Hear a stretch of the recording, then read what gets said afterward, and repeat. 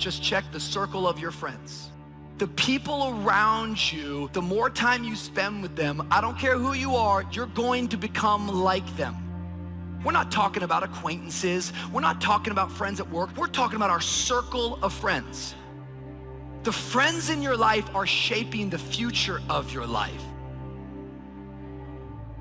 Loyalty has an expiration date. The problem is when you're the nice person, your loyalty lasts far longer to certain people than it should, because their loyalty to you has been expired. But you being the good person, you hang on to friendships and become forgiving far longer than you really should be. Loyalty has an expiration date. Something in front of you, strong enough to give you the courage to let go of the system behind you. I know you're gonna get scared and run back every now and then. We already admitted that, but I want you to understand that what God thought about you is truer than what you thought about you. Everything you're going through is preparing you for what you asked God for. You just gotta quit tripping while you're in the process, because the process is necessary. You may not see it now, but when he gets you on the other side of it, you're gonna see exactly why it went that way, and you're gonna be okay with it. And I want to walk you down the road until what he thinks about you begins to hit the ground, and you become seed to the sower, and people are glad to see you coming, because God is gonna make bread out of your life. You've been crushed, you've been pressed, you've been pulverized, but God said, I'm gonna make you nourishment. I'm gonna make you strength to somebody. When a caterpillar transforms into a butterfly, gets its wings, it doesn't just have the ability to crawl faster. It comes into a whole new dimension, from crawling to flying. When you get your wings, you're not going to just be better at what you can do right now. God is going to catapult you into a new dimension. Things are going to happen sooner than you thought. You're going to discover gifts, talents, creativity that you didn't know you had. Where you think, where did this come from? You got your wings. That's God taking you places that you could never go on your own. There's going to be a preparation period between the time God puts the dream in your heart and the time that it comes to pass. It's up to us to pass these tests, to be willing to go through the pregnancy, the uncomfortable season when we don't understand it. We're doing the right thing, but we're not making progress. This is when many people give up on their dreams. They were anointed, but because they wouldn't go through the preparation process, they never gave birth. They never saw the appointing come. To every person in this room who's had a struggle, who's had some tests, who's got some creative ideas, but you've gone through some really tough stuff. The stuff you've been through, don't pay it any attention. It is just a sign that the baby is coming. You're on the verge of birthing. You're about to give birth. The baby is coming. The baby is coming. The baby is coming. You don't want to leave me now. The baby is coming. When you're pregnant, the baby is developing on the inside where nobody can see. In those tough times where you're uncomfortable, you're doing the right thing, but the wrong thing is happening, something is developing in you that you can't see. It's getting you prepared. And this is the reason many people never give birth to what's in them. They don't understand the process. God will put a dream in your heart. He'll give you the anointing, then he'll send you back to the shepherd's fields. The appointing will come later. Anybody who left you is going to miss it.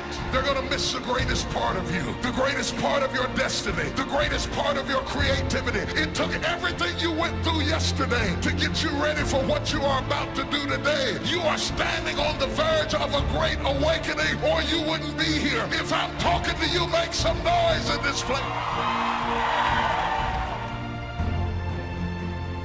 You have to think. You can't just feel. You have to think. You know, even when you're taking care of kids, part of what you're doing is being compassionate. But if you're too compassionate towards your kids, then you do everything for them. And if you do everything for them, then they grow up useless and they never leave and they hate you and they hate everything else too. It's a bad idea. treating your children like they're endless permanent victims is a very bad idea. If he was through with you, you would not wake up in the morning. He gonna fix it. But now, God can't give you what you want because you want to hold on to what you got. You all in the way. It's a simple process. The only reason I'm telling you this, because this is how I made it. I just do me. I stay uniquely who I am because God made you uniquely who you are. He wanted you to be just like you are. I must be inclined that it's somebody who's holding back on a decision, holding back on moving forward, and you're holding back because of fear. Fear of being rejected, being replaced, fear of people that you want to accept you won't accept you. When fear controls you, your decisions become illogical. And it's a problem because God is not the author or the generator of fear. Trust is reliance, or to rely on God's integrity, to lean and to rely on God's ability. It is a confident expectation of something. Who or what are you leaning on in the midst of hard times, in the midst of lack, in the midst of hurt? Who do you lean on the most? I cannot tell you to let go of a system and not have something to hold on to. After all, this is all you ever had. This is what I'm familiar with. Even if I'm familiar with something that's killing me and hindering me and dwarfing me and retarding my growth, it's my normal. Even though it's not normal, it's my normal. It's my normal. There's a battle of two systems here. It's the system of God and it's the system of this world. And you're going to have to choose. And I have chosen the system of God over the system of the world. Anything that's working in the world, it came from God. I got my new system on Monday and Tuesday.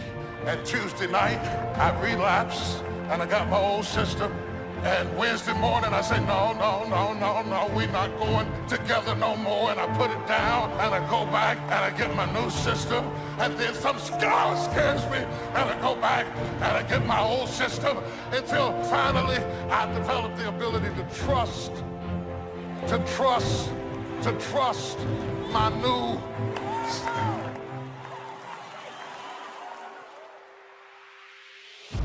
Trying to handle heartbreak, it's so important that we understand there has to be output to our life. Don't let the person who didn't love you stop you from meeting the person who will love you. See, what the enemy wants to do is the enemy wants to isolate you. And the enemy wants you to find some valley, and he wants you to camp out in that valley and say, nobody understands me and nobody gets me, and because nobody gets me, I'm gonna go and do this thing all on my own. But I have come to remind you that that is a lie from the pit of hell. That is simply a reaction. And if you're ever gonna rebuild, it's gonna require to share with one another and walk through it together. Life was designed not to give us what we want, not to give us what we need, but life was designed to give us what we deserve. It says those that give, receive. Someone says, I wish to receive, I wish to receive. You don't have to concentrate on receiving. Just become a good giver. It says those that search will find. Someone says, well, I need to find some good ideas to help change my life for the future. Then to find good ideas, that doesn't come because you need them, it comes because you search for them.